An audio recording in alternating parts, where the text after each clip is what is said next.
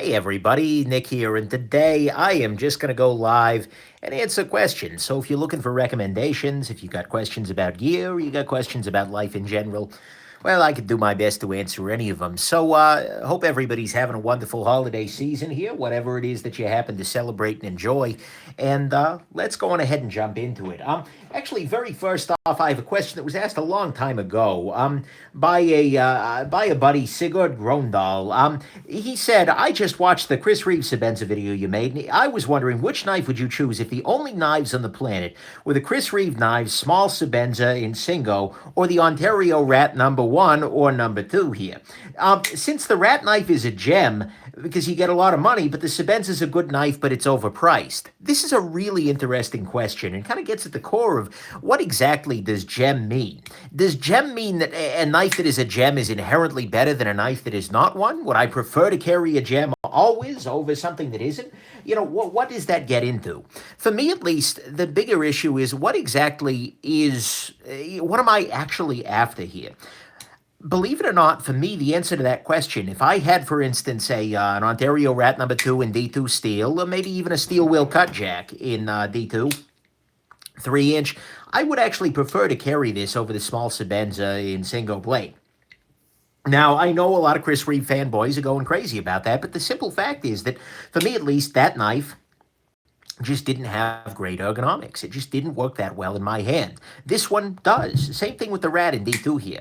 Absolutely. Now, would I miss the higher end fit and finish of things? Well, yeah, absolutely 100%. There is absolutely a reason why I love knives like the Buska that are, super high end ergonomically speaking or otherwise. I'm sorry, well, it is ergonomically speaking, but in terms of fit and finish. But at the end of the day, for me, what is most important is whether a tool is good and functional in my hand. And so even though the Shabazz is much more expensive than, say, your Rat or your Cut Jack there, for me at least, I think ultimately my choice would be the knife that is much less expensive, much less fit and finished, and much less high-end, but just works a little bit better for me and for my life. So, that's not a serious diss in the Shabazz. If it works in your hand, then that's great. But yeah, that's a really excellent question there, Sigurd. And I hope that gets to the question there, and exactly what these means. But yeah, go ahead and drop any questions you'd like in the chat here. There are a couple of things I'd like to highlight though. First and foremost, of course, these are all going to be flying by me at high speed on the side of the camera here, so it is very hard for me to see your individual question necessarily. So please, if I haven't answered it, don't get offended. Just ask again in a couple of minutes, something like that. So yeah, let's just go on ahead and jump into it here. Silly Star Lily Kid says, "Hey Nick, more watch reviews, please, not Casio." Well, why you gotta hate on Casio? Come on, man. At some level, there are going to be Casios in there because Casio tends to make very good value-centric watches. And in fact, my latest watch review was a Casio. But I do have some other watch reviews coming up. I know that you're not a fan of Casio. How do you feel about Timex? I've got this little guy right here. This is a Timex Expedition chronograph. Interesting piece. Not sure that I'm in love, but it's certainly a piece. If you'd like higher end, I'm going to be doing a review shortly of this little guy, the Omega Seamaster 300. I still owe you a full review of the Omega Planet Ocean over here, but there will be more watch reviews coming down the road. The only problem with watch reviews is just that they're very expensive. If I buy a watch at retail and turn around and sell it, especially in the higher end, it's very easy to lose $1,000 or something like that, and I just can't afford to do that. And loaners get difficult, especially on higher end pieces, just because, well, they're very expensive, and things like that. And so, yeah, that's a very difficult thing to do on occasion, but I would love to keep doing the watch reviews in the future there. So, yeah. Let's see here. Benchmade Proper Review, Matt Finish asks. Yeah, that's coming up, actually. It's already filmed, just hasn't released yet. Basically, it's a very nice little knife, and I love the idea of modern slip joints. I'm going to be working on a couple of those, on a couple more reviews of those in the future here. Let's see here. The Cat That Got Away asks, do I sing in the shower? That's an excellent question. No, generally speaking, I don't. But I will certainly admit there is a certain acoustic flair to a good shower that I am reluctant to miss. So, great question there. Let's see here. Why do I upload so much recently? Because of Christmas? Yeah, because, look, Christmas time and the holidays can be a wonderful time for a number of people, but they can also be kind of a rough time. And a number of viewers have expressed to me that, it's not such a beautiful thing for them. And sometimes having a nice distraction, it makes it easier. And I know I've been in that situation in the past. And so, for me at least, the way I figure is I've got a bunch of videos that are already uploaded and ready to go. Why not release a couple of extra videos in this run up for both the people who are traveling on planes and whatnot, so they've got something to, well, make them feel better about being on a plane. Nothing, and also, for the people who want something to distract them. That's why I decided to go this route. So, yeah, that's a great question, though. Um, Let's see here. Hi there, Vitalik. Good to see you. Do I have a beard? No, I do not. I unfortunately do not have the ability to grow super powerful facial hair. This is why I could never be a member of the NRA. Sorry, bad joke. Seems like everybody in that damn thing is just like there is standard issue facial hair involved. But no, I will never be a tactical bearded operator, alas. But that's okay. Life goes on. And frankly, I don't want to look too much like some other people in my life, so I've just gone ahead and decided to skip that one. So yeah, good question though. Let's see here. What do I think of the cut jack at M390? So steel wheel cut jack right here. This is the 3-inch version, which has actually found a permanent home at the top of my review table because this offers a nice alternative to your Ontario Rat number 2 in the D2 in OS 8 steel that is in a higher end steel and frankly is a great little unassisted flipper.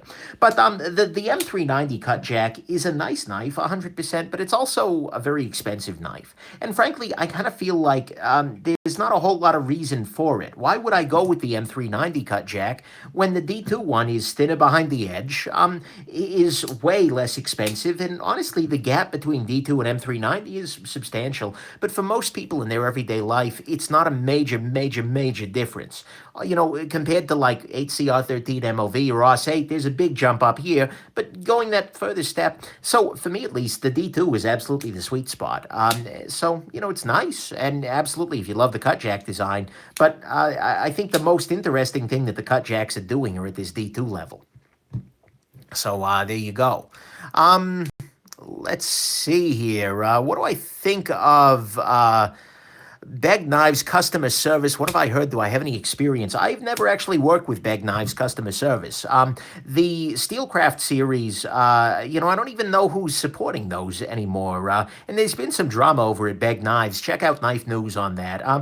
So I don't know what's going on over with Beg Knives at the moment, but I haven't dealt with them before. And frankly, the only of theirs that have really appealed to me have been the Steelcraft series, which are jointly made with Rayot and whatnot. I don't know, but that's a great question. Sorry, I wish I had a better answer for you. Let's see here. Vitalik Moiseyev is asking me, do I like the James Bond editions from Omega? Yes and no. So look, there were a lot of Bond watches out there in the world. I mean, this guy, James Bond wore it, this guy. I reviewed the Seamaster 300 Pro, which is what Bond wore in GoldenEye. I reviewed the Casio Royale. Look, James Bond has long been a way to sell watches. Companies pay big money for product placement there. The problem is that honestly, I have trouble wearing, in all seriousness, a watch that is like super labeled because Omega will do things like, 007, 007 on the dial, things like that just don't appeal to me at all. Like, I'm a grown-ass man. Like, I like James Bond. It's a fun series, but it just doesn't do it for me. There's a man-childy thing that bugs me a little bit. The Spectre edition of this guy was actually quite nice, I'll say, because it was subtle, it was low-key, but, the special edition Bond versions, don't do it for me so much. Let's see here. What else do we have here? Became a patron finally. Thank you very much, Jump Keys. I appreciate everybody who's willing to support me in that way. It's a wonderful thing. Let's see here. Bryce Parker asks, Nick, why do I hate on ZT? I don't really feel like I hate on ZT all that often. I mean, they do some things that drive me a little bit nuts. For instance, the fact that so much of what they make is huge and freaking tactical. And similarly, they are probably the company that is most deeply invested in the complete and total dedication to the tactical world, which bugs me a little bit. But honestly, ZT makes incredible knives. This guy, the 452 CF, is one of the best knives in production out there today. Absolutely a wonderful freaking piece. And so, for me at least, I have no objection to ZT. I just reviewed the ZT 0566. The 920, as I recall, was a gem. They do great work. They annoy me sometimes, and very often they're not to my taste because they do huge and tactical. But by God, I got no problems with them. So, yeah, that's my take on ZT there. Let's see here. It'd be great to see reviews of more audio-related stuff. Actually, says, I'm sorry, I missed who that was. That's a really great point, and actually I'm going to do a little bit more of that in the future here. Audio-related stuff is something that is clearly in my wheelhouse because I'm an audio-related sort of guy. But the problem is that it's really hard to do a review of, tabletop review of amplifiers and things like that. But I am going to start sharing a little bit more of my audio-related thoughts. In fact, my first one from that series, tentatively titled Expensive Cables Don't Matter, he's going to be coming up before too long here soon. So keep that one in mind for the future. Keep an eye out for those on the channel. Let's see here. Ruwaiki, Rake, do I have a Ruwaiki around here someplace? I think I do. Yeah, you're a Ruwaiki. Look, I know that they claim that this is pronounced rake, but it's just not, guys. I'm sorry. There is no way to coerce the English alphabet into making that rake. But look, they make interesting pieces. This is the Rake 108, I believe. And, they do some interesting stuff. Do I love them? No, not necessarily. But I think in terms of budget choices, they offer some pretty compelling stuff here. And especially compared to American and, like Chinese-made knives from American companies, they are very, very, very impressive pieces. So, yeah, I'll probably spend a little bit more time with them. And they're owned by Phoenix Flashlights, by the way, which makes them a little easier to get there. So I think I've got another one over here someplace. Come here. Are you the 801? I want to say you're the 801. No, that's the 105. Either way, Ruwaikis are definitely going to be, there's going to be more of that coming down the road in the future here, but it'll take a little while there. Mara Movidiu asks, are you afraid of disassembling an OTF out the front automatic knife? No. As a matter of fact, I have a video coming up of the Benchmade Phaeton in which I do a full disassembly and show you how it works, which I'm actually kind of proud of. I think that turned out very nicely. So, yeah. Let's see here. Steve Perillo asks, am I a ham radio operator? No, I am not. I do not know that side of the world. But, it's an interesting thing, and I got to respect people with that kind of knowledge. It's one of those things where if I had a million years and I could, afford every expensive hobby, I might consider it. But as it stands, I think I'm okay with being a ham internet operator. So, yeah. Oh, I'm sorry. Kiefer is asking where the Z Hunter is. Should have him peeking awkwardly into the frame here, looming over the Sleesh buoy in the Delica. Smock Knife SK23 on the way, as Don B. Oh, rub it in, Don B. I hope so. Kevin Smock is he's a nice guy, and I think he genuinely means well, but he took a bunch of orders and just got overwhelmed, I think. And so I'm hoping very much that down the road I will actually get my SK23 that I paid for. But I am also, I don't know. We will see. I very, very much hope so. And when I do get it eventually, and I hope I will absolutely be posting about it on the channel. But yeah. So, anyways, that's the story there. Let's see here. Boost Blade Smoke versus Mini Arrow. Actually, that's a good point. I should talk about those two. So it's worth noting. Come here, Mini Arrow. It's worth noting that these two knives, here, I'll clear the way a little bit here. These two knives are, this is just a prototype of the Mini Arrow, by the way, which is, I think, probably still available on Booze's website. But this is just a prototype versus this is the full production Booze Blade Smoke. These are very different knives, both in terms of size and overall just kind of approach to things. This is a much smaller knife. This is a much... it's more compact in the pocket, although both of them are very thin and small in the pocket, which is great. I mean, you can fit the little guy, barring the pocket decker, entirely within the frame of the Smoke. Personally, I like this little guy a lot. I think it's a great little piece, and particularly if some of the minor issues from the prototypes are fixed effectively, which I'll talk about. Well, hopefully I'll get to do a video describing the differences between production and the prototype here. But I think this is absolutely going to be a great choice, and it's going to be super compelling for a lot of people, because there aren't that many higher-end, really nicely made, smaller knives in this range. So, yeah, but relative to the smoke, they're very different. One's a front flipper, one's a conventional flipper. One's a small knife, one's a relatively big one. One's a folding steak knife, one's a little gentleman's carry sort of thing. But they both have a lot of compelling going for them, and I absolutely ordered one of these guys the moment they became available. Yeah, just in the same way I did with the smoke. They're both very nice. But like I said, I can't say too much more until I see the final version of this guy that came out in production. Let's see here. Let's see. Spyderco Shabazz 21 versus Large Shabazz. Go ahead and check my reviews of both of those. Spyderco Shabazz? Chris Reeves, Shabazz 21, large versus small. Yeah, I have reviews of both. I much preferred the large, ergonomically speaking, and I think it's much more the Shabazz-y Shabazz. But, yeah. Ronnie Santo asks, when's it right to treat yourself to a high-end watch like an Omega? That's a really good question, and really gets at the core of what it is that buying a luxury sort of thing is doing for us as humans. You do not need this watch. You do not need any Omega. You do not need any high-end piece whatsoever. You can get a watch that, is 50 or 60 bucks that is just as good in every functional sense. Well, okay, maybe you'll lose things like the bracelet quick adjust. But what you pay for when you go with something really stupidly high-end like this is a mastery, an element of, I don't freaking know. I hate to be this jackass, but it's a little bit magical that they're able to do something that is as accurate as quartz, but is, done using spinning little gears in there. That's pretty amazing. And so for me, there's a lot of joy to it. But the thing is, if you have to ask yourself if you can afford this watch, or any high-end watch, or any other purchase for that matter, whether it's a high-end pocket knife, a high-end watch, whatever, if you're having to ask yourself, oh, can I afford that, then chances are you probably shouldn't do it. If I didn't have the channel, I wouldn't have done this. And this may well be my very last super, super high-end expensive watch.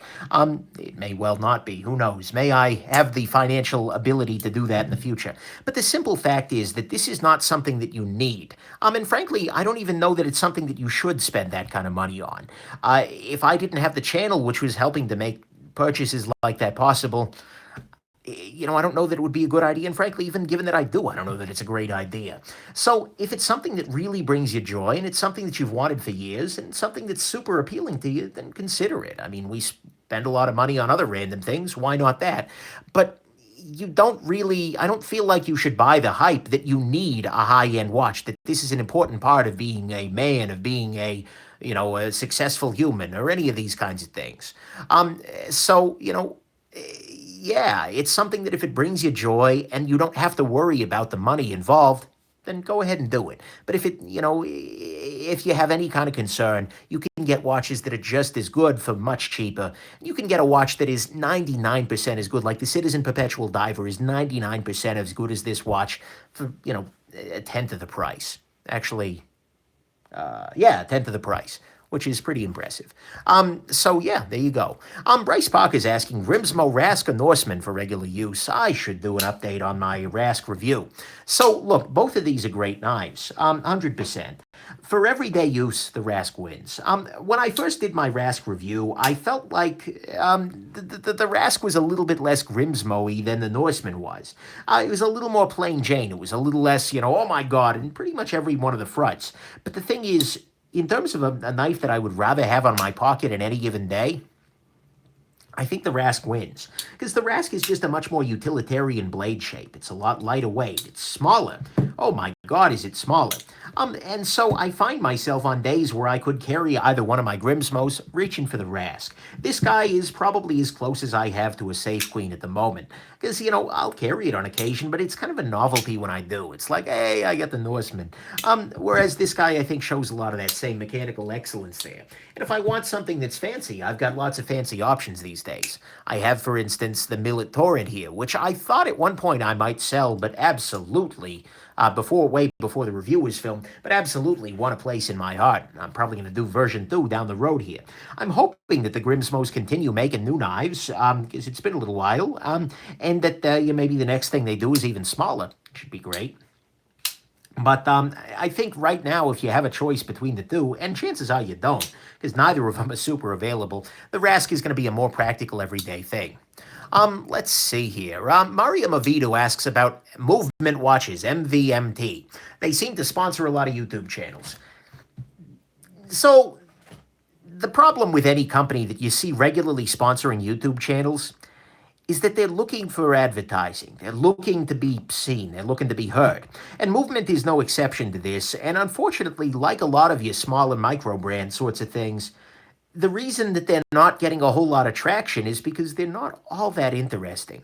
I mean, they're fine. They make interesting minimalist designs, but the thing is, orologically speaking, you just don't get anything of interest there. They're just basic. It's, 20-cent quartz movement in a $50 case sold for many much more. It is much more marketing. It is much more advertising than it is watchmaking. And so, there's a reason that Omega isn't sponsoring YouTube channels. There's a reason that companies like Tudor or Glycine or who the heck else? I mean, Rolex, obviously. But generally speaking, these little micro brands are struggling so much because they're not offering anything that's all that unique. And I would say that Movement is very much in that category. They're fine, I guess. And if you really love a design, especially if you can get one cheaply, go ahead and do it. But by and large, I wouldn't send you that direction generally. How often do I do full disassembly on my personal knives? Says, no, I'm Steven. So that's a really great question. I will do it on occasion. Usually it's when the knife needs it. So like, for instance, maybe a couple of weeks ago, I did carry the Norseman and I realized, you know what, this is a little bit, it's running a little slow.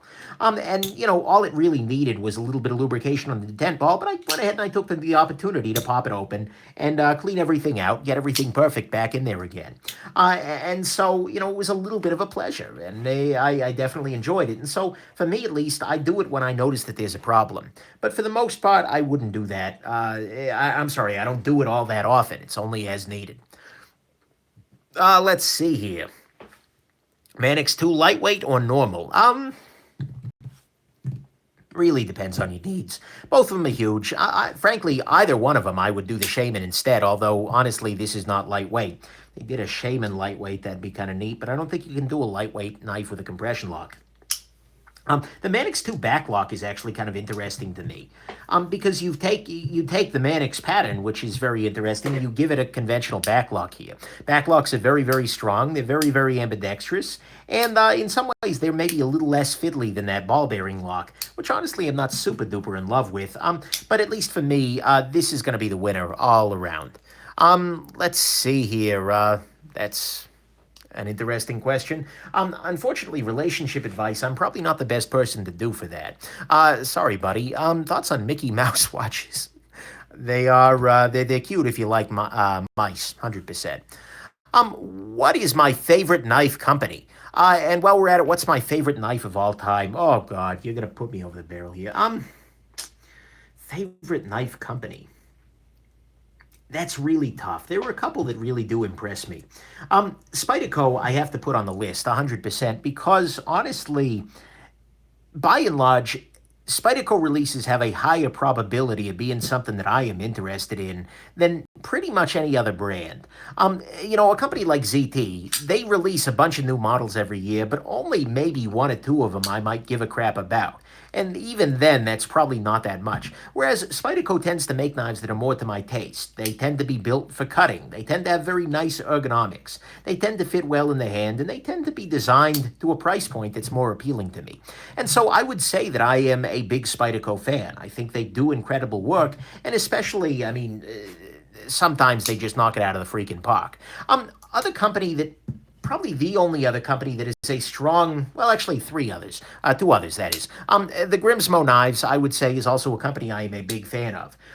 They've only put out two knives, so at some level, you can only be so much of a fan of them, but everything I've handled, clearly I've liked, and so I gotta say I'm a fan. And then finally, actually, Alambic Cutlery is getting to be a very strong favorite of mine, just because not only do they do great things like your Buska here, which is an incredible freaking piece, But they're doing other neat things, and I find myself looking at a lot of what they're making, especially on the custom end, and just feeling like, oh my God, this is incredible. If you look at Alamic's story, unfortunately it'll disappear in like 24 hours. They have a knife there that's got this beautiful Egyptian engraving scene in it. It's just like, oh my God, that's gorgeous.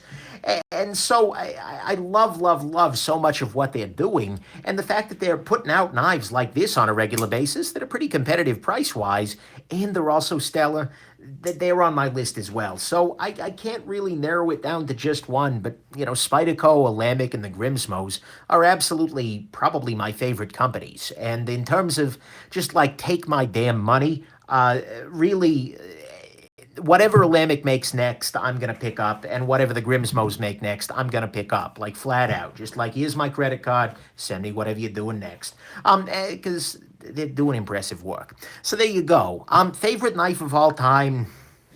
This is like asking somebody, what's your favorite child of all time? They've all got an answer, but they never want to tell you. So, actually, that's not true. If they have only one child, they'll tell you. But, yeah, so there you go. Sorry, wish I can't help you there. Let's see here. Done a few Kershaw videos. Any thoughts on the knockout? Yeah, actually, I've got a knockout review coming up before too long. It's an interesting piece. Honestly, it bats a little bit above its pay grade in terms of fit and finish. It feels a lot like a Benchmade 940 or something, although, you know, obviously very different. But in terms of construction overall, it's a nice piece, 100%. So yeah, that's a great question there. Orange Juice is asking my opinion on Seiko watches. They're great. You know, they do a lot of really nice stuff. The low-end stuff is not that impressive. That is the low-end mechanical stuff. But for instance, the mid-range Seiko mechanicals are great, and the Grand Seiko, oh yes. Someday in my life, I will try and own a spring drive Grand Seiko watch. They don't do a lot of watches with loom, and that's kind of a requirement for me.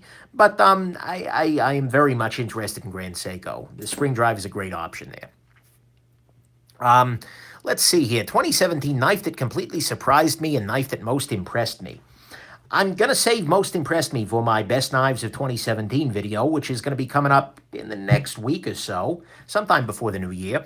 But a knife that surprised me most, probably the Shaman, actually. This is a knife that is not me. Like, at no level should I enjoy this knife, because it's huge. It's a little overbuilt. It's big. It's beefy. Yet somehow this has absolutely won my heart. And this becomes the go-to knife for, you know, situations where I might need harder use. And so I have actually fallen in love with this knife, where I thought I would be picking it up and then just like, and moving it along pretty quickly. So this one absolutely surprised me there. Let's see here. Nick is becoming a Medford convert, says Don B. So, okay, I will never admit that I said this out loud. This just stays between you and me and all of YouTube. Medford Knives is on one heck of a trajectory. What I mean by that is that, speaking of trajectories, USG here. I initially had in for review a Medford Knives Micro Praetorian. In fact, I saw one at Blade Show.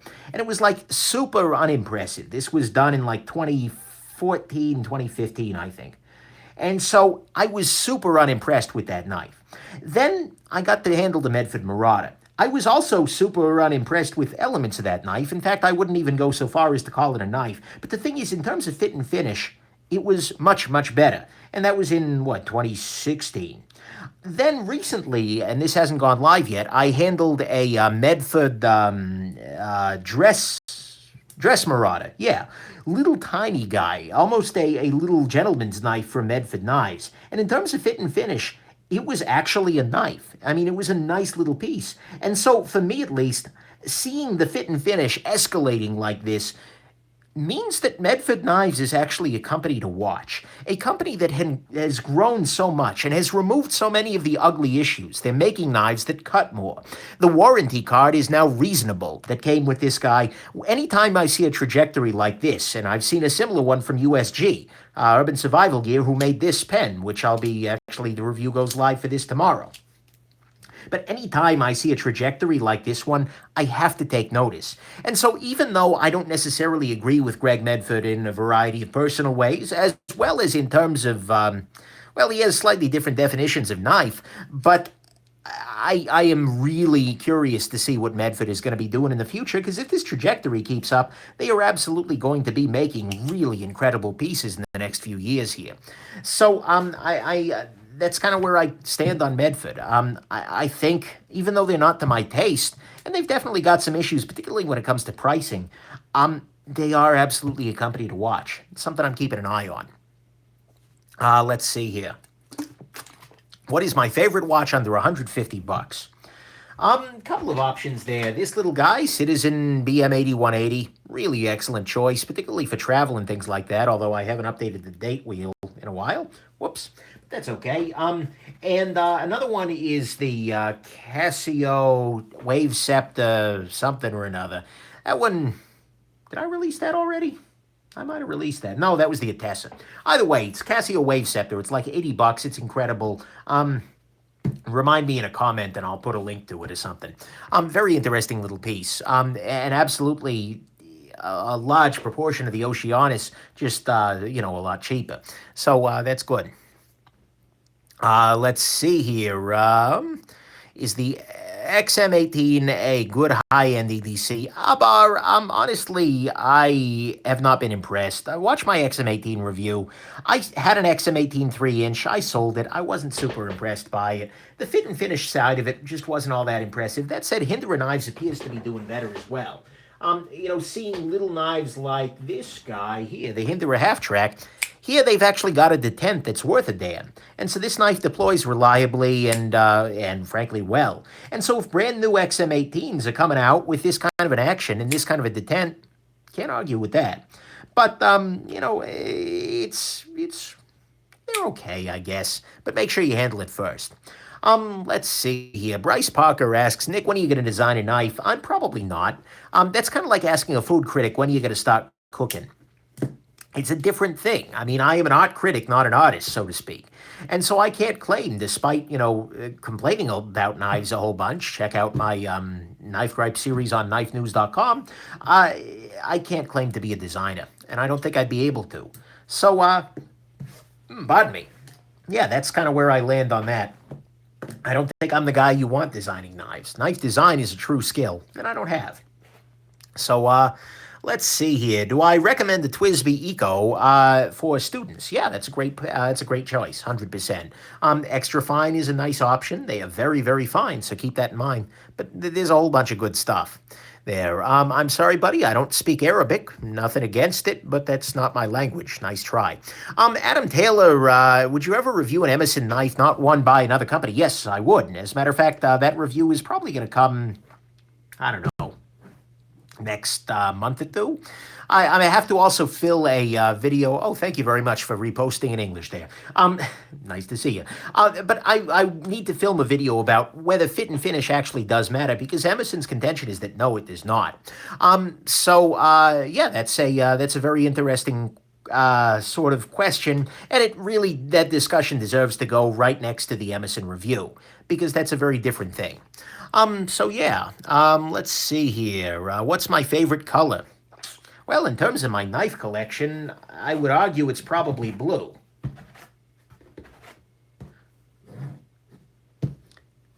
So, but in terms of my everyday life, actually, blue's not a bad choice. A nice deep purple can be pretty nice, too. It really depends on what you're after. What I'm after, I suppose. Hold on. Need to put these back in the proper positioning there. That's a great question. What's my opinion on the Kershaw Dimension? Never handled one. Sorry about that. When am I getting married? We will see about that. That'll probably be sometime in the next year or so. It's getting to the point now where it actually makes financial sense for that to happen, so we're going to make it happen. But, you should try and get in with G&G Hawk. That would be great. I would absolutely love to work with the Hawks on something like that. But, like I said, I'm a random jackass. I'm much better to help than I am to hinder. Most disappointing knife after you got it in hand. Oh, that's tough. the Arcform Slimfoot is right up there. That review is going to go live in probably the next couple of weeks. That was a major disappointment to me because, unfortunately, it was just kind of a festival of knife gripes. Wait for the full review. I talk more about it in depth. It's a very pretty knife, and I had hoped very much that it would be a very good knife because it is so attractive. But unfortunately, it's the textbook definition of form over function, and I just can't make that happen. Let's see here. What do we got? What's my best knife for 2017? No spoilers yet. That's going to be going live probably in the next few days. Well, no, it'll be going live in the next week or so. So that's a good question, though. Sorry. Let's see here. Did I ever sharpen my Kaiser Dukes? Asks Natalie M. Hey, Natalie. No, I didn't end up having to. The trick is just going to be getting something with that recurve there. What you're going to want if you're using a guided system or something like that. Hold on just a second there. Here we go. You're probably going to want something like this. This is the KME recurve stone. Of course, if you don't use a KME, this isn't going to make all that much sense to you. But basically, you can use this to get up inside those little recurves and sharpen more effectively in that area. But yeah, like I said, it really depends on the system you're using. I bet that's probably what's giving you the trouble there. VG10 should be pretty straightforward to sharpen otherwise. Let's see here. Tomas Harvath asks about Doxa watches. Never actually handled one. Sorry about that. What knife am I looking forward to in 2018? Oh, that's a good question. I'm looking forward to seeing a Generation 2 Millet Torrent. With the better flipper tab, I think it's going to be absolutely a gem. Well, I mean, this is already a gem, but it'll be even better. So that's something I'm curious about. What else?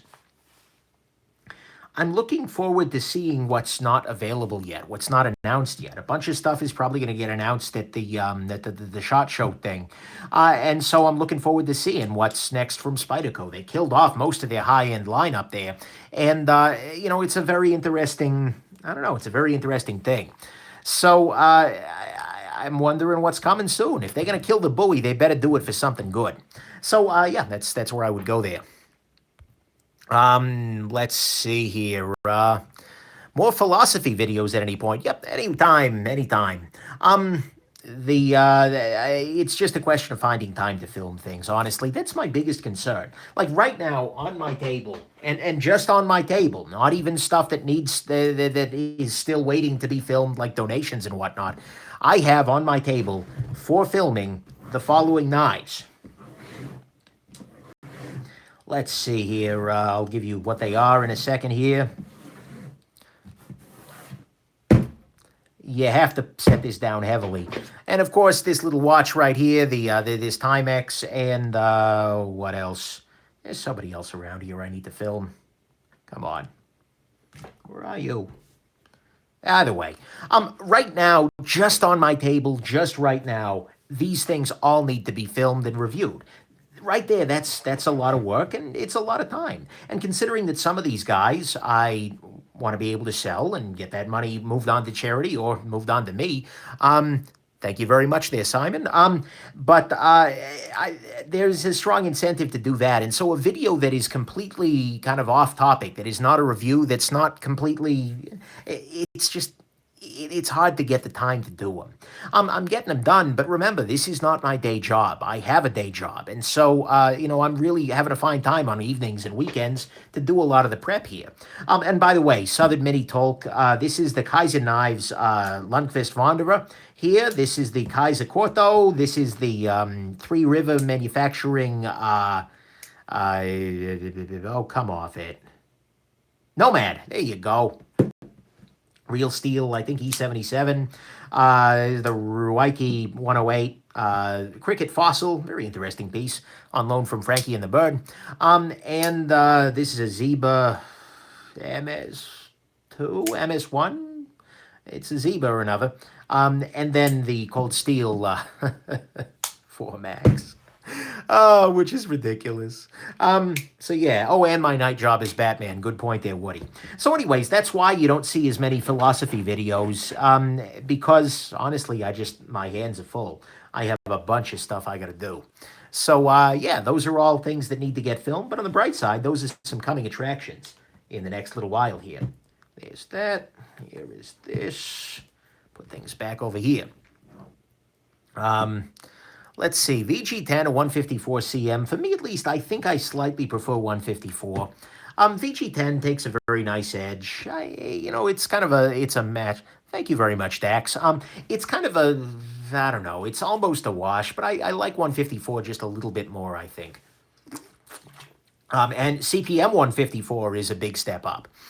Did I sell the Hawk Dauntless? Yeah, a buddy of mine made me an offer I couldn't refuse on it. And so it ended up going down the road because he had wanted one, couldn't find one. And, we were at a local. He's another knife guy. We hang out on occasion. We're sitting there. I brought it for show and tell. He said, "Okay, Nick, you're selling me this knife." And we talked it out, and I sold him the knife. So, it's a great piece, but I have a lot of other nice higher end pieces like your Shaman and your Razel that fill similar niches. So, yeah. Let's see here. Since I'm a hand model, what do I use to groom my nails? I just use a boring pair of nail clippers. I should probably review more, but the moment that works. Let's see here. I don't know exactly what you're asking about that. What are the best value knives? I just did a video about that yesterday, literally. Fallkniven, or Falkniven, that is. They are a company that I mostly don't pay attention to because they mostly do fixed blades. And all the fixed blades are a great tool and a great choice for a variety of people. They're not a great choice for my life, particularly. So, yeah, do I have any ballast songs? No, and you can tell that by the fact that my hands are not bandaged and bloody stumps. So, yeah. Let's see here. What's my thoughts on the Seiko Pepsi? I don't know what you're talking about there. There were a lot of Seiko watches with a Pepsi bezel, so keep that in mind. Insingo Nandi from Chris Reeve. Really, from Chris Reeve, I want to see them innovate again.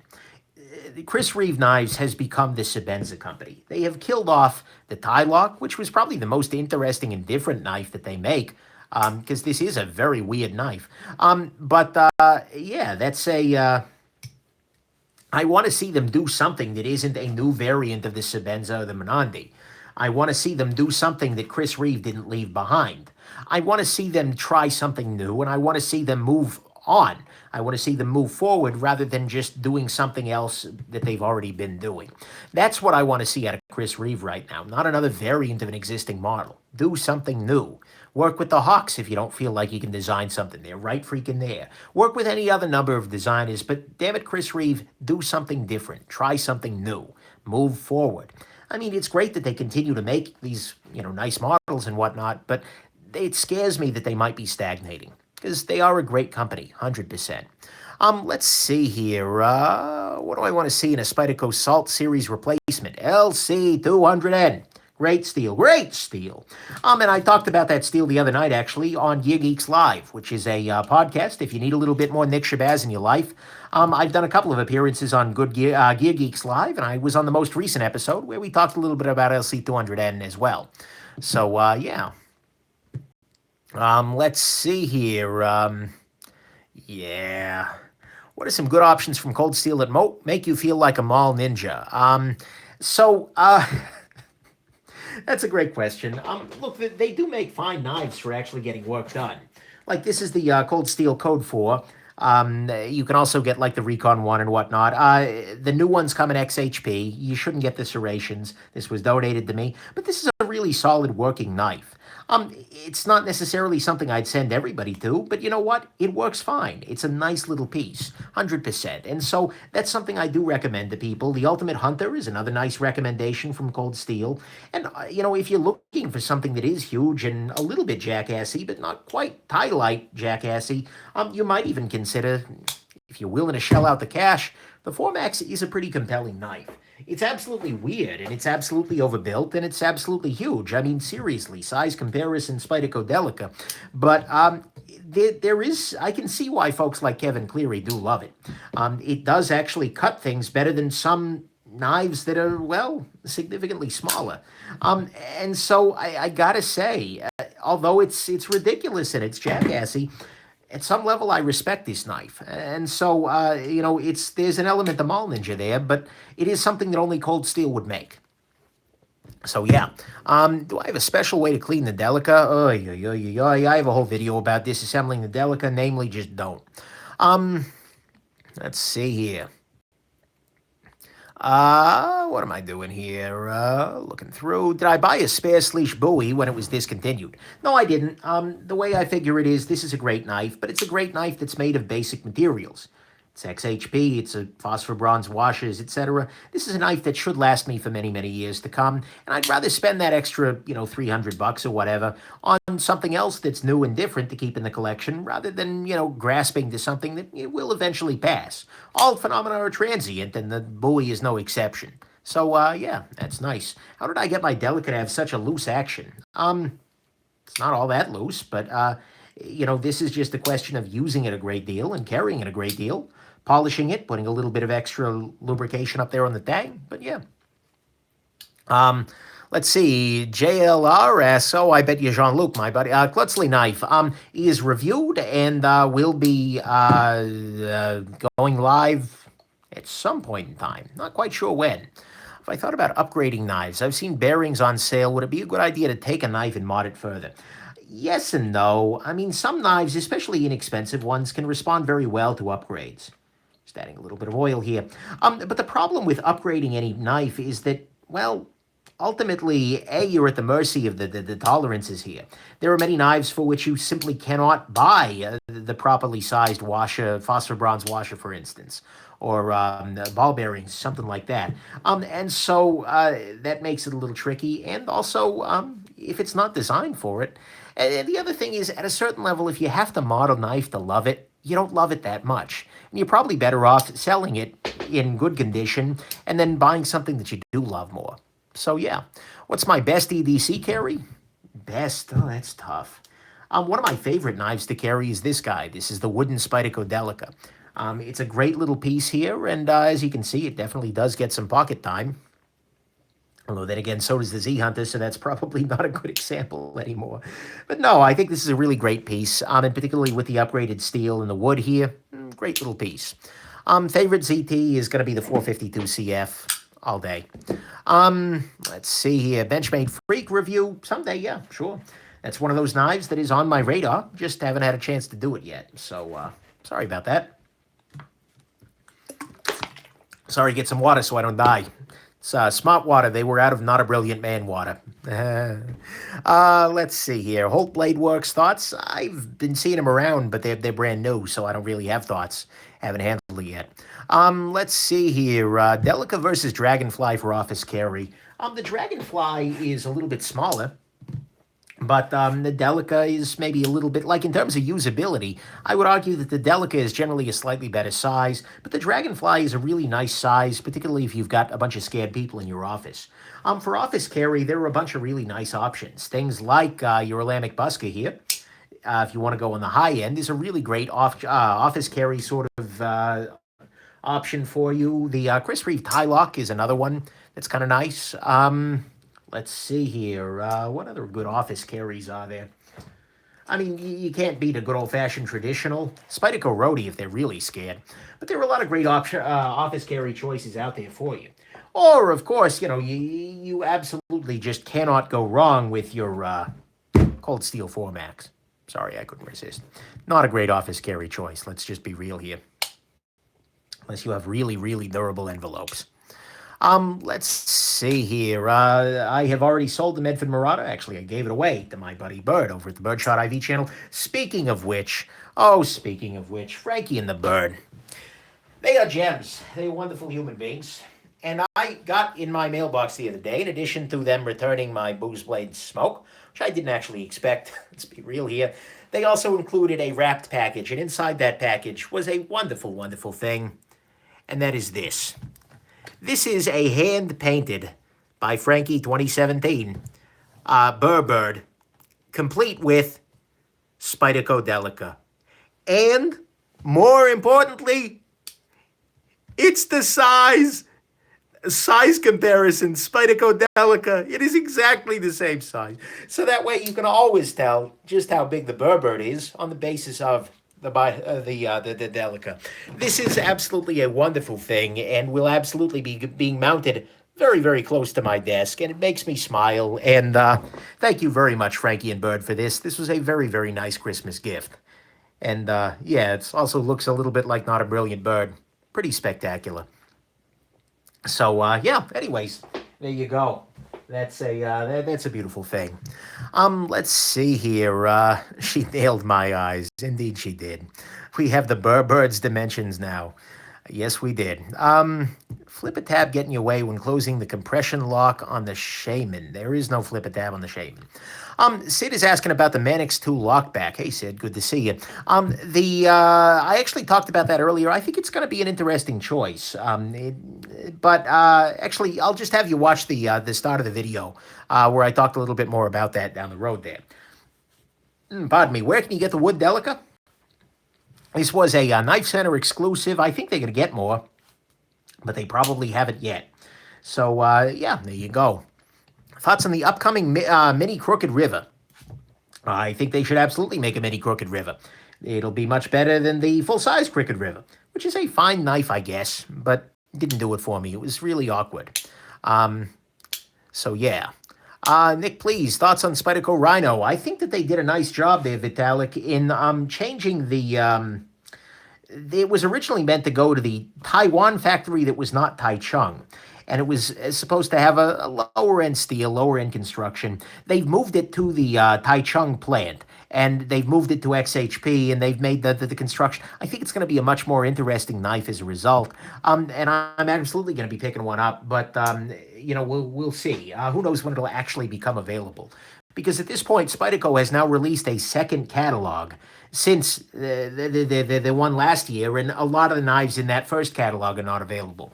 So it's a little bit ridiculous at this point. I don't believe that anything is going to drop. Yeah, I don't know what's going on there, right? Either way, that's a knife gripe for another day. Let's see here. What do we got? Best USA design so far. Probably. That's tough. They're all terrible. Speaking of Spyderco, Little Native when? According to the USPS, probably Wednesday or Thursday is when it'll show up. Let's see here. And I am LTC holder. I have no idea what LTC means. So yeah. Favorite Russian designer? Probably Malyshev is pretty good. Malyshev makes killer backspaces. And then Shirogorov is also a joy. Yeah, it's tough to say, though. Shirogorov, probably Shiro. I would go that way. That's an interesting choice there.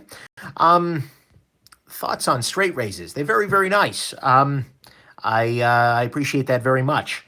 You know, the problem is you can't use them quickly. And so I'm very often I am having to shave quickly. So I don't use it as often as I'd like. But a straight razor is a beautiful thing because you can keep it going for years and years and years.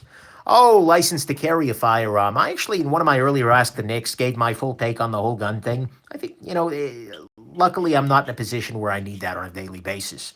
But, you know, no judgment of people who do. Yeah, Litecoin is how I have LTC. That's a completely different thing entirely. Actually, I don't have any Litecoin either, but that's what that means to me. Hashtag crypto geek. Let's see here. What other questions are here?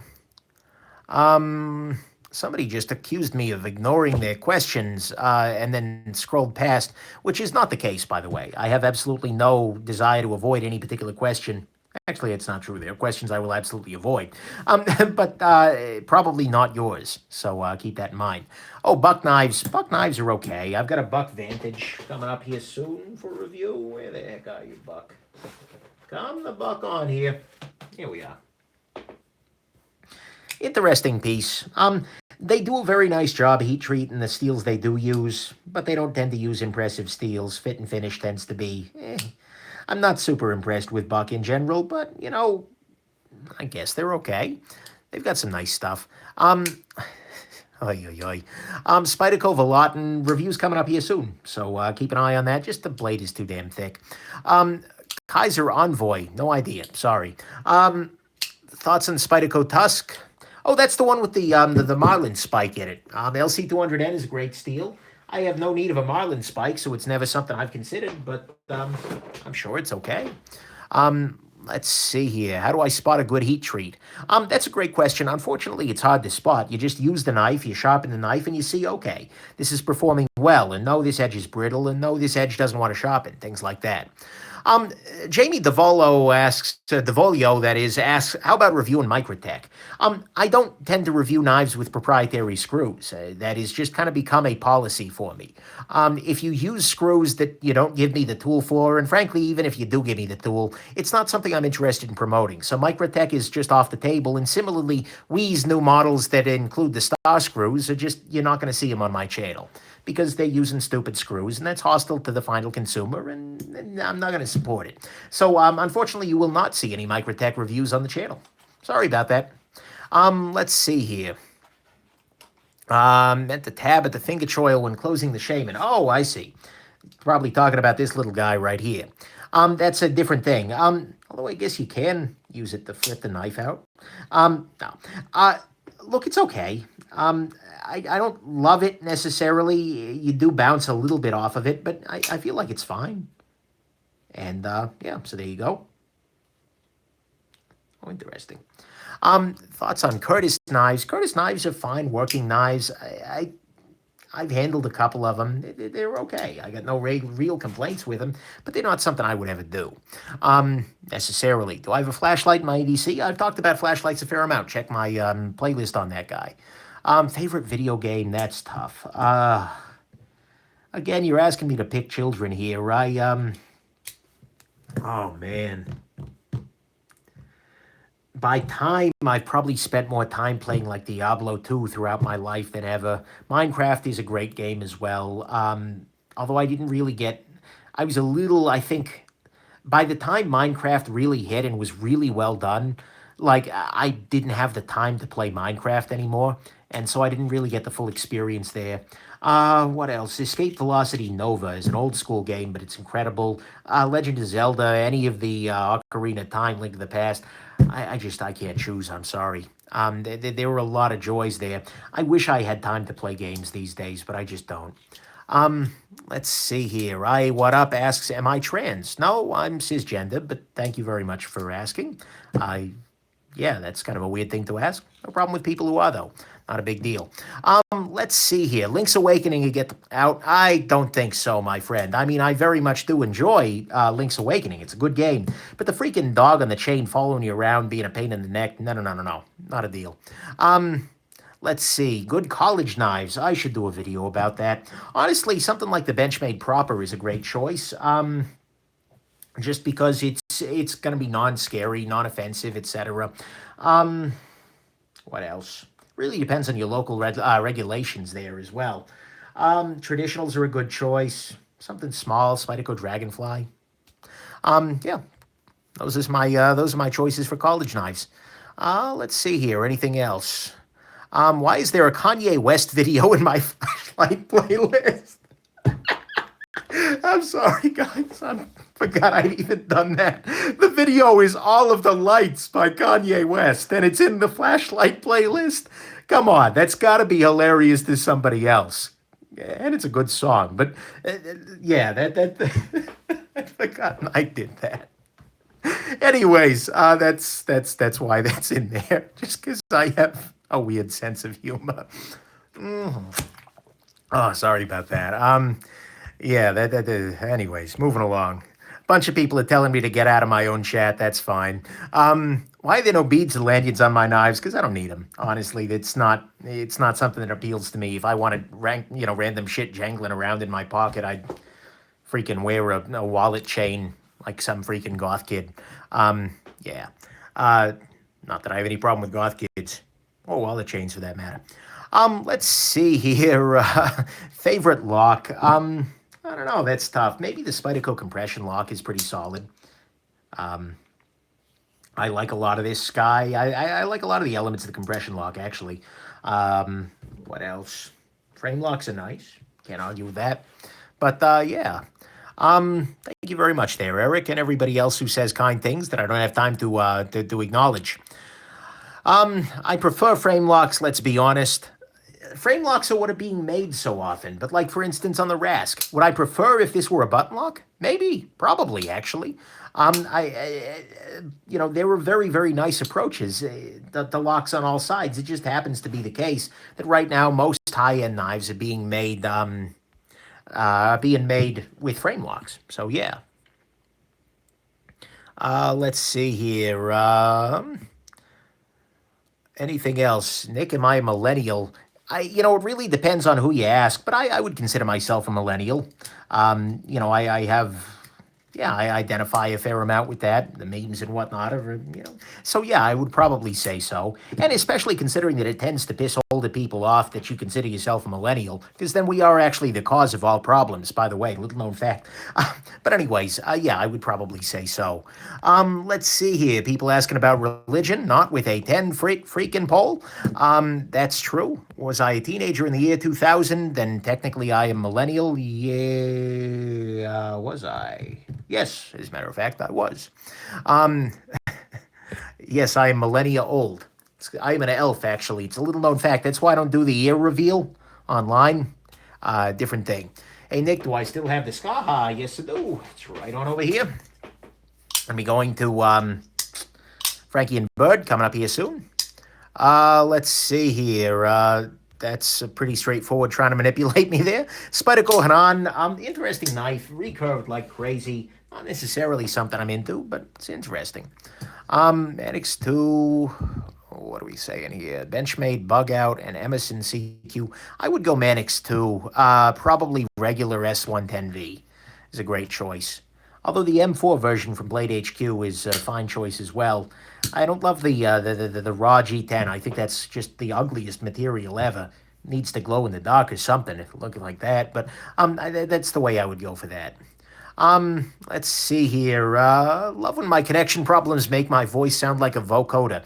Yeah, it's actually a little known fact. I am an artificial intelligence. That's why I hate supermarket self-checkout so much, actually, because I view them as a possible competition in my bid to take over the universe here. Talk about writing a lot of code at work? There we go, artificial intelligence. So actually what's going on behind the camera here is just an artificial, I have a robotic set of arms that just gets waved around on camera. That's why they wave so much. It's bugs in the program. So yeah, that's what's going on here. That's why you can never see my face, because my face just doesn't exist. There you go. So anyways, actually on that note, now that I've revealed that I am in fact an AI who is looking to take over the earth, I will go on ahead and sign off. I am going to drink some water now because I do that like humans do. But convincing sound effects, right? Anyways, hope this has been interesting to you, that you had yourselves an absolutely wonderful time here, and that you have yourselves just an absolutely wonderful rest of your day. Bye, everybody.